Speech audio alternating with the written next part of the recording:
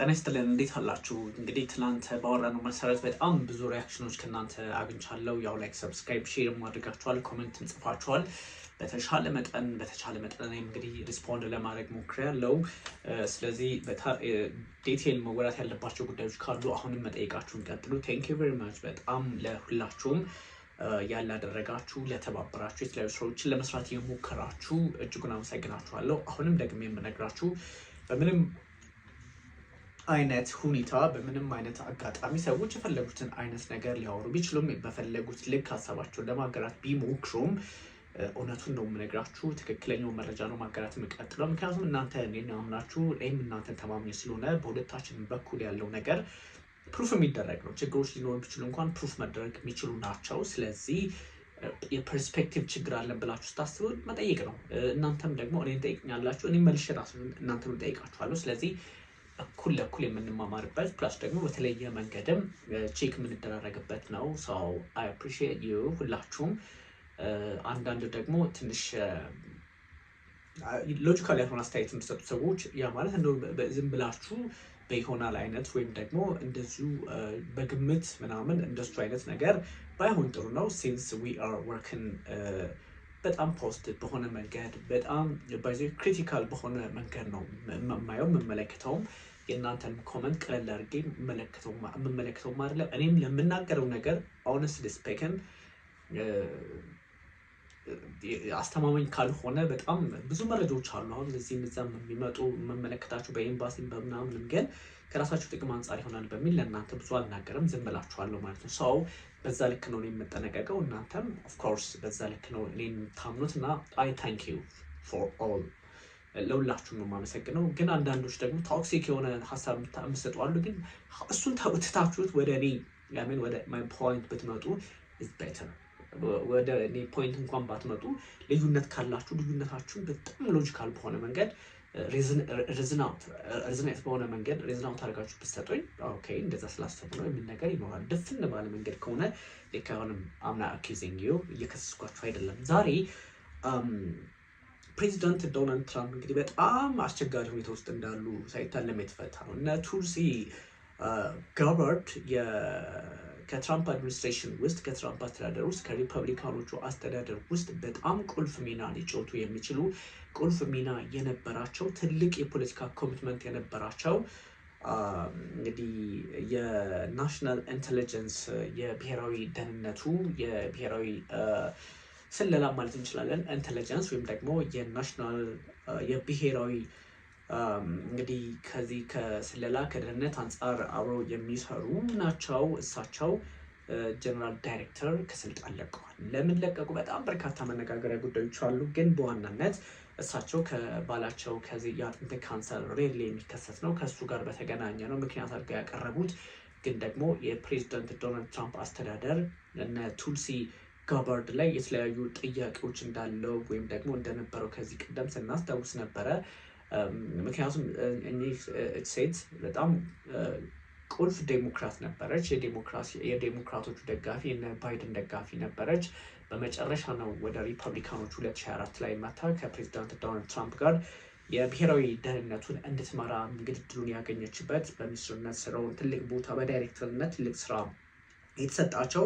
አሁን ግን እኚህ ሴት ለምንድን ነው የለቀቁት የሚሉ ጥያቄዎችም እየተነሳ ነው። የፕሬዚዳንት ዶናልድ ትራምፕ አስተዳደር በጣም በርካታ ባለስልጣናት ከስራቸው ሪዛይን እያደረጉባቸው ነው፣ ከስልጣን እየለቀቁ ነው። እንግዲህ የኤለን መስክን እንኳን ስናስታውስ የዶጅ ከዚህ ከገንዘብ ቁጥጥር ጋር በተገናኘ አዲስ የተቋቋመው ተቋም እሱ የለቀቀበትን እንኳን ስናስታውስ ከዚህ ከአሜሪካ ፖለቲካ ጋር ከፕሬዚዳንት ዶናልድ ትራምፕ ፖለቲካ ጋር ከሚሰሩ ስራ ጋር ባለመግባባት ጭምር ስለነበረ የምታስታውሱት ነው። እና ይሄ የትራምፕ አስተዳደር ምን ተፈጥሮበት ነው? በምን መንገድ ነው እንደዚህ አለመግባባቱ እዚህ ሚዛም እየሆነ የመጣበት የሚለው በጣም በግልጽ የሚያሳይ ነው። በዛ ላይ ደግሞ ከዚህ ከደህንነት አንጻር አብዝተው የሚሰሩ ሰዎች በደህንነት ልክ ውስጥ የነበሩ ሰዎች ናቸው። ከዚህ ቀደም የምታስታውሱት የብሔራዊ ጸረ ሽብር ማዕከሉ ዳይሬክተር ጆ ካንትም እንደዚሁ ከስልጣናቸው ለቀው ነበረ።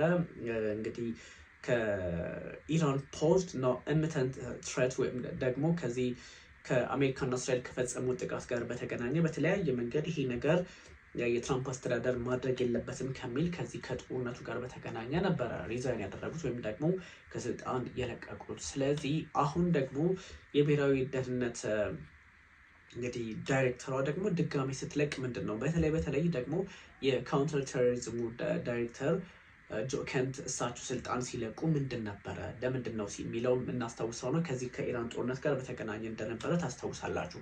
ሁለተኛ ደግሞ አሁንም ደግሞ የናሽናል ኢንቴሊጀንስ ዳይሬክተሯ ነች ከስልጣን የለቀቀችው። ከዚህ በፊት ኤለን መስክ ለቀዋል። ከዚህ በፊት 3-4 ባለስልጣናት የአቃቢ ህጉም እንደዚህ ወይም ደግሞ ጠቅላይ አቃቢ ህግ ጀነራል አቶርኒ የነበሩትም እንደዚሁ ሪዛይን አድርገዋል የአሜሪካ ማለት ነው። ስለዚህ ይሄ ምንድን ነው የሚለውን በግልጽ ያስቀምጣልና አሁን የቱልሲ ጋባርድ ደግሞ ሪዛይን ማድረግ ብዙ ጥያቄዎችን ሊያስነሳ ይችላል። ትሬጀሪ ሎየርስ ከዚህ በፊትም እንግዲህ አስትራምፕ አርኤስ ስቴትመንት መውጣቱን ቀጥሎ ደግሞ የትሬጀሩ የህግ ባለሙያ የህግ አማካሪ የፋይናንስ ሚኒስትሩ ማለት ነው ወይም ደግሞ የዚህ የግምጃ ቤቱም እንደዚሁ ከስልጣን ለቀዋል። ሰው ምን ተፈጥሮ ነው በአሜሪካ ፖለቲካ ላይ ቶፕ ትሬጀሪዎቹ ወይም ደግሞ የትሬጀሪው የግምጃ ቤት ኃላፊው ወይም ደግሞ የግምጃ ቤቱ የህግ ሰው ከስልጣን ለቀዋል። ሰው ምን ተፈጥሮ ነው ፕሬዚዳንት ዶናልድ ትራምፕ ላይ እንደዚህ እዚህም እዛም ስልጣን የሚነሳባቸው ወይም ደግሞ ከስልጣን ሰዎች እየለቀቁ የሚሄዱባቸው የሚል ብዙ ጥያቄ ሲነሳ ነበረ። ስለዚህ የትሬጀሪው ወይም ደግሞ ትሬጀሪ ማለት እኛ ሀገር ፋይናንስ ሚኒስትር እንደምንለው ወይም ደግሞ ግምጃ ቤት ነው። የእሱ ዳኛ ሪዛይን ካረጉ ስልጣን ከለቀቁ የጸረ ሽብር ዳይሬክተሩን ከለቀቁ አሁን ደግሞ የብሔራዊ ደህንነት ወይም ደግሞ የኢንቴሊጀንሱ ዳይሬክተር ከስልጣን ከለቀቁ እና ኤለን መስክ ዶጁ ከዚህ በፊት ከስልጣን ከለቀቁ ዋትስ ሮንግ ዴር የሚል ጥያቄ ይነሳል። ምንድነው የተፈጠረው እዛ ምን ችግር ቢኖር ነው የሚሉ ሀሳቦች ከግራም ከቀኝም እንዲወጡ አድርገዋል። ስለዚህ አሁን የቱልሲ ጋባርድ ከስልጣን መልቀቅ ኪት ማድረግ ለትራምፕ አድሚኒስትሬሽን በትንሽ የተወሰነ ጥያቄዎችን የሚያስነሳ ነው። ለምን ለቀቁ የሚለውን እንመጣበታለን። ግን ፕሬዚዳንት ዶናልድ ትራምፕ እሳቸው ፖለቲካሊ ኢንጌጅመንታቸውን ማስተካከል እንዳለባቸው የሚያሳይ መረጃ ነው ኦብቪየስሊ። ስለዚህ ዳይሬክተሩ አሁን ከስልጣን የለቀቁት ከዚህ በፊት እንደምታውቁት ምክንያታቸው እሳቸው ብለው ከጎን ከባለቤታቸው ከአብርሃም ባለቤታቸው ከእሳቸው ጎን ላለመራቅ፣ ምክንያቱም የቦን ካንሰር ነው የአጥንት ካንሰር ነው፣ በጣም አልፎ አልፎ የሰው ልጅ ላይ የሚከሰት አደገኛ ህመም ነው። ከእሱ ጎን ላለመጥፋትና እሱን ለማገዝ በዚህ በባትሊንግ ሰዓቱ ወይም ደግሞ ህይወትን ለማዳንና ለማትረፍ ወይም ደግሞ በዛት በትግል ላይ ባለበት ሁኔታ እሱን ለመታደግ ወይም ደግሞ እሱን ፕሮቴክት ለማድረግ እሱ ጋር አብሮ ለመስራት ወይም ደግሞ እሱን በተወሰነ መጠን ለመንከባከብ ነው የማደርገው። ይሄኛው ከዛ የተሻለ እርምጃ የለኝም። ስለዚህ አሁኑንም መወሰን ያለብኝ ምንም እንኳን ደብዳቤን ማስገባት ያለብኝ ሰኔ 30 ቢሆንም እኔ ግን ያስገባሁት አሁን ነው። ምክንያቱም ምን ያህል እርጀንሲ እንዳለው ምን ያህል በባሌ መታመም በአብርሃም መታመም ችግር ውስጥ እንደሆንኩኝ ይጠቁማል የሚል ሀሳብ ነው የሰጡት። እንግዲህ የአሜሪካ የናሽናል ኢንቴሊጀንስ ከዚህ በፊትም እንደነገርኳችሁ አቶርኒው ሪዛይን ካረጉ ወደ ሌላ ቦታ ለሌላ ስልጣን ወይም ደግሞ ለሌላ ስልጣን ነው ወደ ሌላ ቦታ ቦታ ለመቀየር ነው በሚል ከዚህ በፊት በዋይት ሀውስ በኩል ሲወጡ የነበሩ መረጃዎችን እናስታውሳለን። እና አሁን ግን ካለ ሁኔታ ፕሬዚዳንት ዶናልድ ትራምፕ እጅግ በጣም በርካታ የሆኑ ነገሮችን ነበረ። ስለዚህ ቦንድ የሚባሉትንም ፋይር አድርገዋታል ከዚህ በፊት። አሁን ኤፕሪል ላይ የኢራንና የእስራኤል ወይም የአሜሪካ ጦርነት ከተቀሰቀሰ በኋላ ኤፕሪል ላይም እንደዚሁ ቦንዲን ከስልጣን እሳቸውና ቦንዲን ደግሞ ጭራሽ ከስልጣን ያባረሩበት መንገድ ፋይር አድርገው ነው በቃ መውጣት አለብሽ የሚል ሀሳብ ነው የሰጡት። ቦንዲ ደግሞ አሁን በምክትል ነው እየተመራ ያለው የአቶርኒ ጀነራል ወይም ደግሞ ጠቅላይ አቃቢ ህግ መስሪያ ቤቱ እየተመራ ያለው በምክትል ነው እንጂ ብራንች በሚባሉት ምክትል ነው እንጂ ዋናዋ ዳይሬክተር ከስልጣን ተነስታለች። አሁንም አት ዘ ሴም ታይም ደግሞ ተደጋጋሚ ቅድም እንደነገርኳችሁ በጣም ወደ 5-6 የሚሆኑ ቁልፍ ፖለቲከኞች ናቸው ከስልጣን የለቀቁት። ከዚህ ከተለያየ አጋጣሚ ከዚህ ከፖለቲካው ባሻገር የሚታዩ ነገሮችም እንዳሉ ሆኖ ማለት ነው። ስለዚህ እንግዲህ ጋባርድ ወደ አሁኑ ስንመለስ ጋባርድ ከስልጣን እንግዲህ የባለቤቴ ዲያግኖስ ወይም ደግሞ ዲያግኖስ መሰራቱን ተከትሎ ቅድም እንደነገርኳቸው የአደገኛው ካንሰር ስላለበት ከሱ አንጻር የሆነ ነው። ባይ ዘ ዌይ እንግዲህ ቱልሲ ጋባርድ አንድ ዩክሬን ውስጥ በአሜሪካ ፈንድ የሚደረግ ላብራቶሪ አለ፣ የባዮሎጂ ማለት ነው። የባዮላብ የሚባል አለ። እሱን በዋናነት የሚመሩ ሰውም ጭምር ናቸው። እንግዲህ unfortunately I must submit my resignation effective June 30 2026 ነበረ ወይም ሰኔ 30 ላይ ነበረ ማቅረብ ያለብኝ፣ ግን ያን ማድረግ አልቻልኩም። ለፕሬዚዳንቱ እንደዛ ነበረ በደብዳቤ መግለጽ ያለብኝ፣ ግን አሁን ቀድሜ አስቀምጫለሁ። ምክንያቱም ባለቤቴ አብርሃም ቅድም እንዳልኳችሁ ከዚህ ህመም ጋር በተገናኘ ዲያግኖሲስ ስለተሰራ ወይም ደግሞ ዲያግኖስድ ስለሆነ እሱን ለመንከባከብ ነው። at this time I must step away from public service to be by his side and fully support him through this battle ነው ቅድም በነገርኳችሁ መጠን ማለት ነው። ኤኒዌይ እንግዲህ ገበርድ ሪፕሌስ የሚደረጉት አሁን ዲፒቲ በሆኑ ሰው ማለት ነው በአሮን ሉካስ ይባላሉ። በእሳቸው አማካኝነት ሪፕሌስ ይደረጋሉ። ምክትሉ ስራቸውን ያስቀጥላሉ ማለት ነው። ወዲያውኑ ፕሬዚዳንት ዶናልድ ትራምፕ እንኳን ወጣሽልኝ ይመስላል።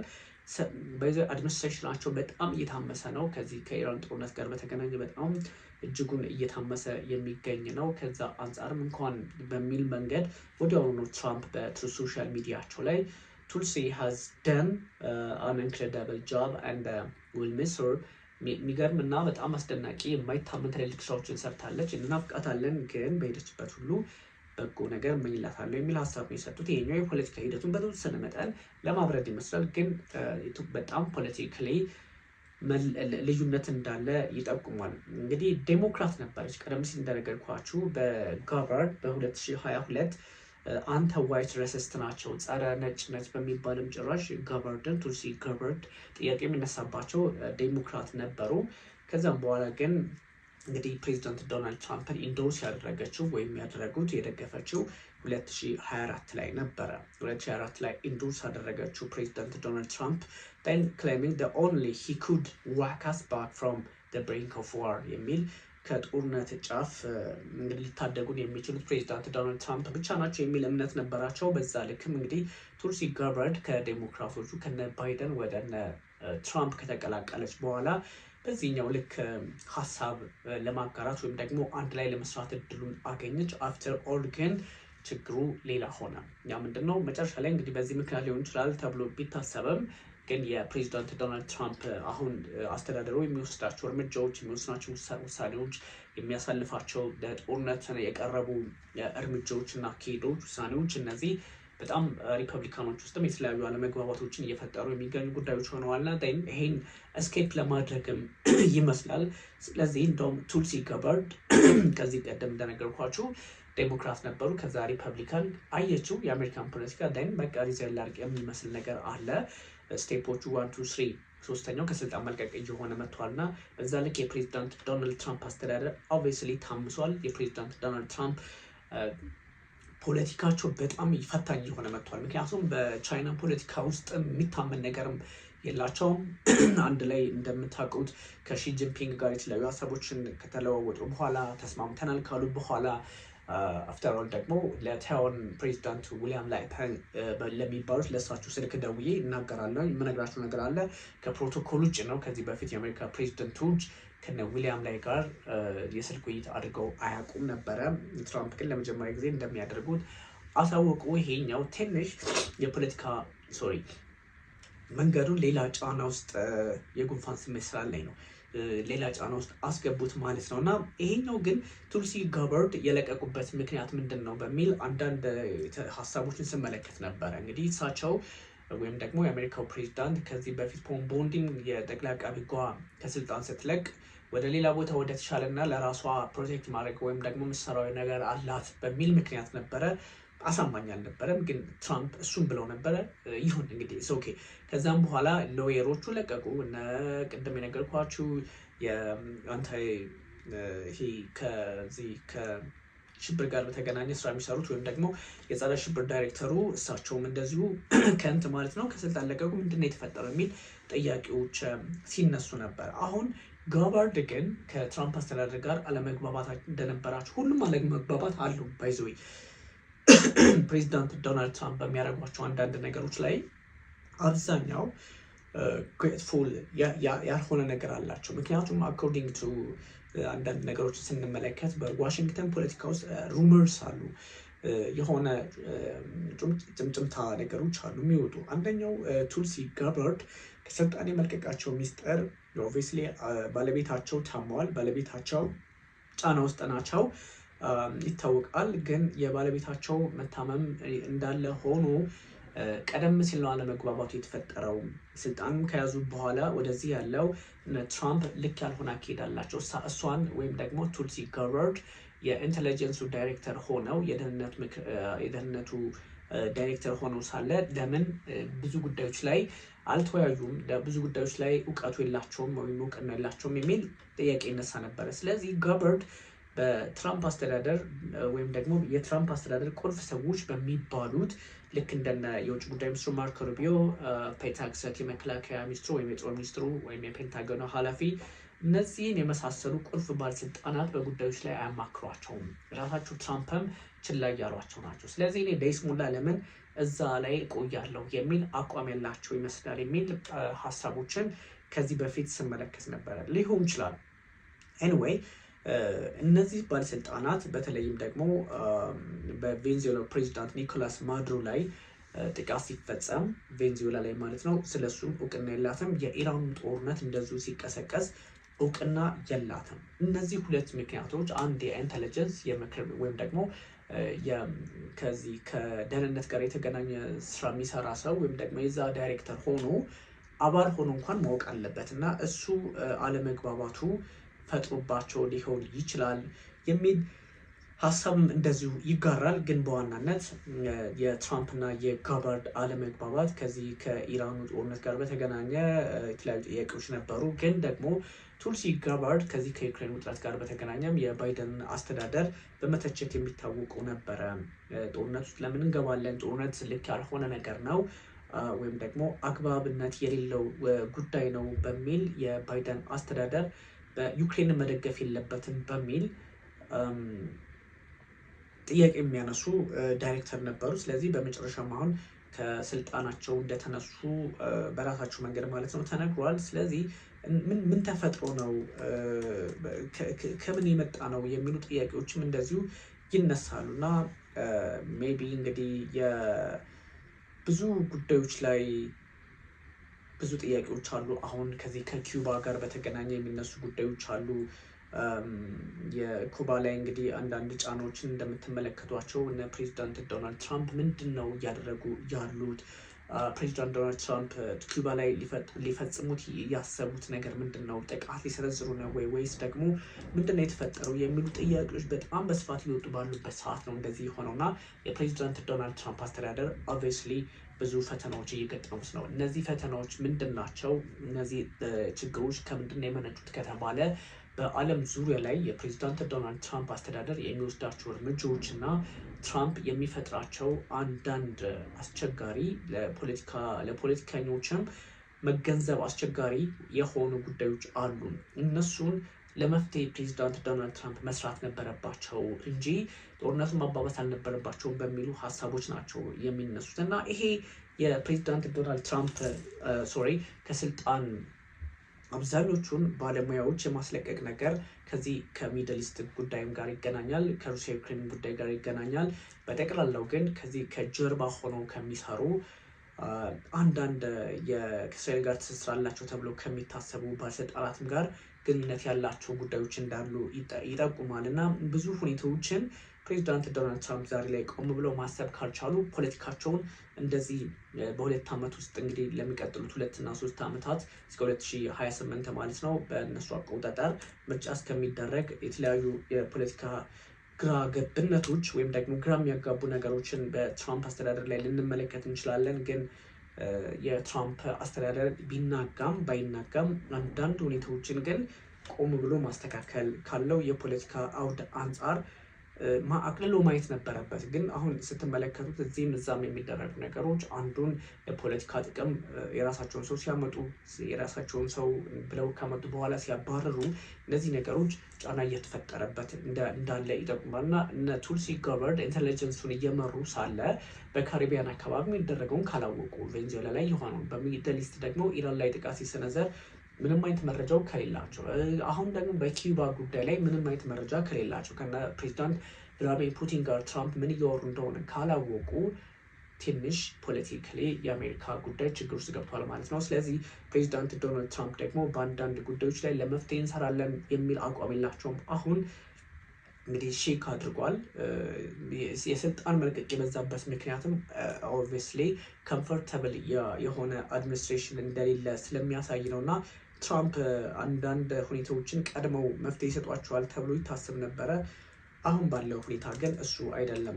ስለዚህ ባለስልጣናት ምንድነው እያደረጉ ያሉት? የራሳቸውን እርምጃ በራሳቸው መንገድ መውሰድ ወይም ደግሞ የራሳቸውን አቋም ትራምፕ ጋርም ሳይደርሱ ወይም ደግሞ ሴኩሪቲ ሁኔታዎችን በራሳቸው መንገድ መቆጣጠር ሲያቅታቸው እንደዚህ አይነት ሰጣ ገባ ወይም ደግሞ የፖለቲካ ግርግሮችን በመፍጠር ሂደት ላይ አተኮሩ የሚል ሀሳብ ይጋራል። ግን አንዳንድ ሴኩሪቲ ጉዳዮች ደግሞ ሌላ አይነት መፍትሄ ይፈልጋሉ። እነዛን መፍትሄ ግን ፕሬዚዳንት ዶናልድ ትራምፕ አልሰጡም የሚል ሀሳብ እየተጋራ ይገኛል። ስለዚህ ብዙ ሁኔታዎች ከዚሁ ከመካከለኛው ምስራቅ ጉዳይ ጋር